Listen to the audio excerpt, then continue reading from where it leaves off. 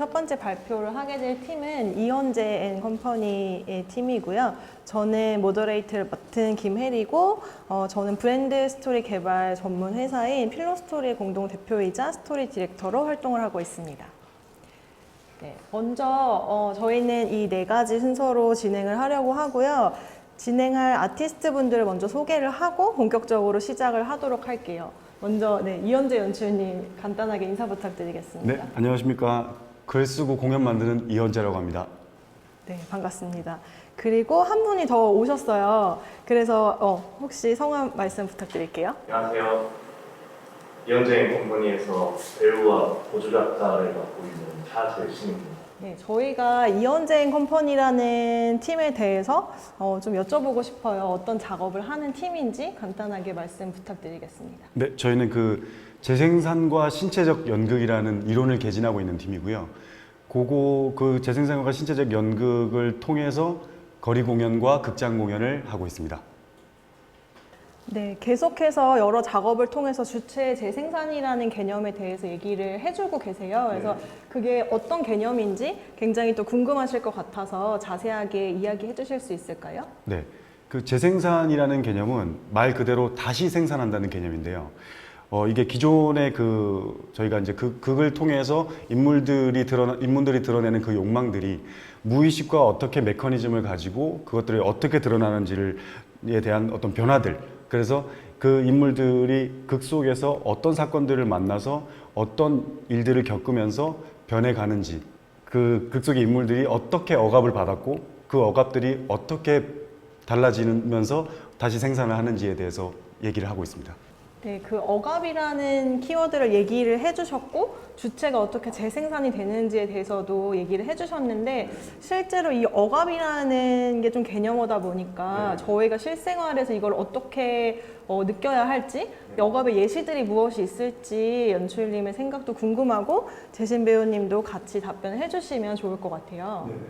저희가 일단 기본적으로 모든 사람들은 초자를 갖고 있기 때문에 모든 사람들은 다 강도가 다른 어떤 억압들을 가지고 있다고 생각합니다. 근데 특히 이번 연구의 주제가 이제 평화고 그 평화에 대한 어떤 폭력에 대해서 얘기하기 위해서 보이지 않는 폭력들이 어떻게 그 주체들을 억압하는지에 대해서 생각을 많이 했고요.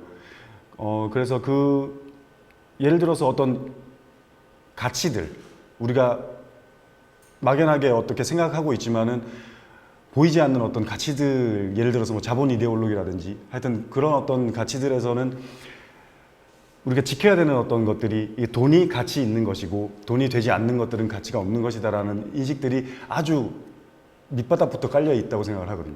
근데 그런 것들이 알게 모르게 보이지 않는 폭력으로 작용을 해서 억압을 만든다고 생각을 합니다. 네, 작업 과정에서 배우님도 이런 주제로 대화를 많이 나누셨을 것 같아서 내가 좀 삶에서 이거 억압이라고 느꼈던 순간들 그런 것들이 있었는지도 한번 여쭤봐도 될까요? 저 같은 경우에는 글을 쓰지 않거나 책을 읽지 않을 때 스스로 갖게 되는 죄책감이 있는데 그 부분이 어떤 저의 개인적인 억압과 맞닿는 것 같습니다. 네, 아무래도 뭔가 그런 생산적이어야 한다라는 압박감? 그렇지 않았을 때 뭔가 마음에 느껴진 죄책감 같은 것들이 억압일 수 있을 것 같은데요. 네네네. 실제로 연출님이 이 작업을 사실 이 주제로 꽤 오랫동안 작업을 해오신 걸로 알고 있어요. 네네. 그래서 처음에 이 억압이라는 주제 또는 주체 재생산에 대해서 이야기를 해야겠다라고 생각하게 된 어떤 첫 시작점 같은 것들이 또 궁금한데요.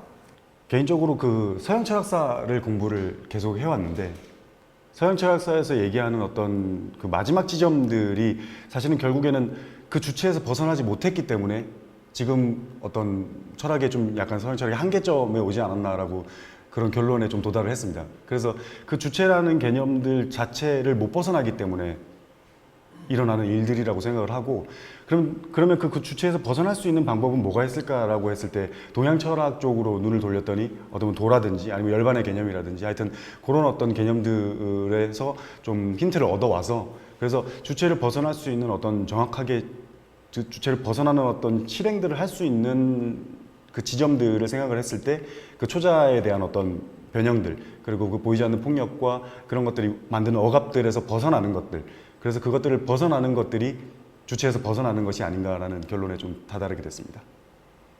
네, 연출님이 좀 개인적인 이야기, 사실 이런 것들이 좀 궁금했어요. 어떤 이론을 이렇게 오랫동안 탐구해 오신 이유가 있을 거라고 생각해서 되게 많은 이론들, 뭐 되게 많은 철학 이론들 중에서도 이 개념에 좀 몰입하게 된 어떤 개인적인 상황이나 이유들이 있었을지도 궁금한데요. 이거는 공부뿐만 아니라 제가 이제 글을 쓰면서도 계속해서 느낀 거고, 그리고 저희가 이제 재생산과 신체적 연극이라는 어떤 그 신체를 주제로 한 어떤 연극들을 만들어내는 데 있어서 그 주체를 벗어나는 어떤 방법들에서 저희가 신체 훈련을 통해서 그게 도달하는 몇 가지 지점들이 있었거든요. 그래서 신체를 운영하는 데 있어서 그것들이 억압된 감정들과 만나지고, 그래서 한편으로는 또 어떤 무의식의 부분들과도 만나지고, 그래서 그것들이 느닷없이 밖으로 표출되는 지점들이 있었어요. 그래서 그것들을 보고 확실히 어떤 그 이론과 신체 그리고 연극에 대한 어떤 이 상통하는 부분들을 찾아내서 그 이론들을 또 계속해서 개진을 하게 됐습니다. 네, 그래서 저는 좀 재미있었던 게 이런 주제로 계속 얘기를 하시는데 표현 방식에 있어서는 신체적 연극이라는 장르를 또 만들고 계시더라고요. 그래서 아까도 말씀하셨지만 신체를 통해서 그런 억압이 뭔가 풀려나는 지점들, 해방이 되는 것들을 직접 경험하시면서 이 장르를 계속 또 만들어 나가시려고 하시는 것 같아요. 그래서 구체적으로 작업 과정에서 그런 것들이 어떻게 좀 드러났었는지 그런 에피소드 같은 게 있다면 들려주실 수 있을까요? 이게 사실은 좀 많은 경우들을 만났기 때문에 어떤 확신을 더 가질 수 있었는데, 저희가 하는 이제 신체적 훈련이라는 게 이제 좀 저희가 이것들을 연구하고 하면서 만들어진 어떤 프로그램들이 있거든요. 근데 그 프로그램들의 기본적인 어떤 룰은 억압은 신체에 저장된다.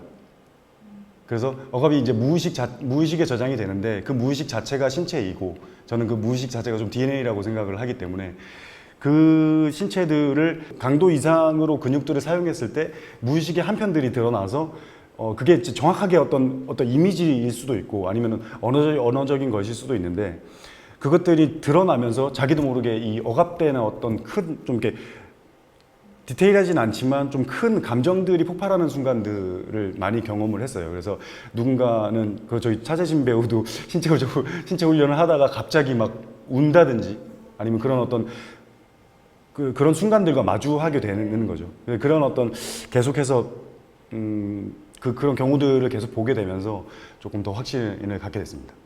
네, 저는 이 억압이 신체에 저장된다는 말씀이 좀 재밌었어요. 그리고 실제로 어느 정도 이상으로 신체에 훈련을 했을 때 그게 감정이 오히려 터져나오기도 한다는 게 좀 저한테는 또 신기하게 느껴져서 그걸 경험하신 차재신 배우님은 어떤 감정들을 느끼셨는지 그런 얘기들을 들려주시면 좋을 것 같아요. 신체 훈련을 하던 도중에 제가 눈물을 흘린 적이 운 적이 있었는데, 그게 이제 어떤 한 가지의 감정보다는 뭐 분노 혹은 슬픔 이렇게 좀 복합적으로 같이 작용하면서 해소되는 그런 경험이 있었던 것 같아요. 그래서 어떻게 보면 그 경험 덕분에 팀 활동을 계속 지속하게 되는 동기가 되지 않았나 그렇게 생각합니다.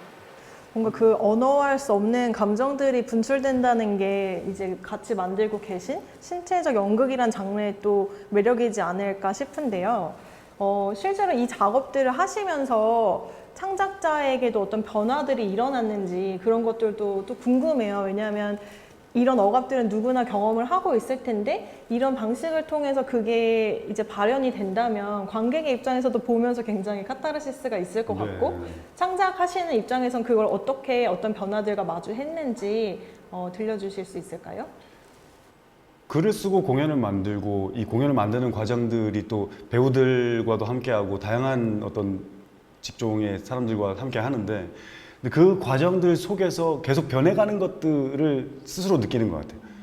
그러니까 그게 한편의 어떤 치유가 될 수도 있는 거고. 근데 그래서 생각들이 뭐랄까 예전에 썼던 글들 보면은 조금 되게 좀 부정적인 어떤 부분들이 되게 많은데 그것들이 조금 더 뭐랄까 사람들을 만나고 같이 이렇게 교류하는 어떤 그런 과정 속에서 조금 더 긍정적이 되었다고 해야 될까요? 네.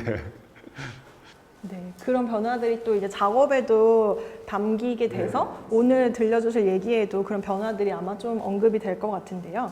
그럼 이제 저희가 오늘 이야기할 연구 과정에 대한 이야기를 좀 본격적으로 해볼까 해요. 주제는 보이지 않는 폭력과 연극이라고 설정을 해주셨고, 이 또 축제에서 굉장히 재밌는 점이 8명의 창작자들에게 평화문화라는 주제를 공통적으로 이제 드리고 각자만의 방식으로 그 연구 과정을 공유하는 자리인데요. 그 연출님은 평화문화라는 것을 어떻게 해석하시고 어떤 작업으로 풀어내려고 하셨는지 설명 부탁드립니다. 저희가 하려고 하는 것들 자체가 계속 아까도 말씀드렸듯이 그 보이지 않는 폭력들이라는 것들에 있는데, 그것들이 보이지 않는 폭력들이 만들어내는 어떤 그 평화롭지 않은 상황들에서 또 시작을 했었고, 그래서 조금 더 평화 문화라는 것들이 결국에는 어떤 평화가 지속돼야지 생겨나는 어떤 문화들인데, 그런 점에서 이제 우리가 살고 있는 어떤 이 시대가, 물론 지금 이제 코로나 때문에 조금 달라지긴 했지만은, 과연 아무런 일도 일어나지 않는 이런 시대가 과연 진짜 우리가 생각하는 어떤 평화라고 할 수 있을까라는 주제에서 먼저 시작을 했었고, 우리가 평화롭다고 생각하고 막 아무 일도 없이 이렇게 지나가지만 사실은 계속해서 어떤 가치들이나 이런 것, 아까 얘기한 어떤 가치들이나 아니면은 사회가 지정해 놓은 어떤 그런 것들로 인해서 계속해서 알게 모르게 쌓여 있는 억압들이라는 게 생기거든요. 근데 그런 억압들이 생겨서 사회로부터 좀 더 고립되고 관계로부터 멀어지고 하는 그런 상황들이 또 계속 생기는데, 그렇다면 이것은 평화롭지 않은 상황이 아닌가라고 해서 그 평화의 또 진짜 의미라든지 그런 것들에 대해서 좀 많이 생각을 하게 됐습니다. 네, 이 평화 문화라는 주제에 대해서 굉장히 평화로운 상황을 표현하실 수도 있었을 텐데 오히려 비틀어서 우리가 되게 평화로워 보이는 시대에 살고 있지만 이게 진짜 평화가 맞을까? 그 너머에 있는 보이지 않는 폭력은 뭘까라는 주제로 이제 작업을 하신 게 저는 굉장히 재밌게 느껴졌고, 실제로 그래서 이번에 하신 작업이 예전에 했던 작업의 좀 연장선상인 것 같더라고요. 그래서 그 작품에 대한 이야기도 같이 해주시면 좋을 것 같아요. 저희가 2018년도에 이제 시기기억주사위라는 공연을 올렸었는데, 거기에 이제 메신저라는 인물이 등장합니다. 그 메신저가 갑자기 일상적인 어떤 삶에 찾아와서 갑자기 재난이 일어났다거나 아니면 폭동이 일어났다거나, 그래서 외출을 하지 마시고 마스크를 쓰고 외출을 하지 마세요라고 하고 나갑니다.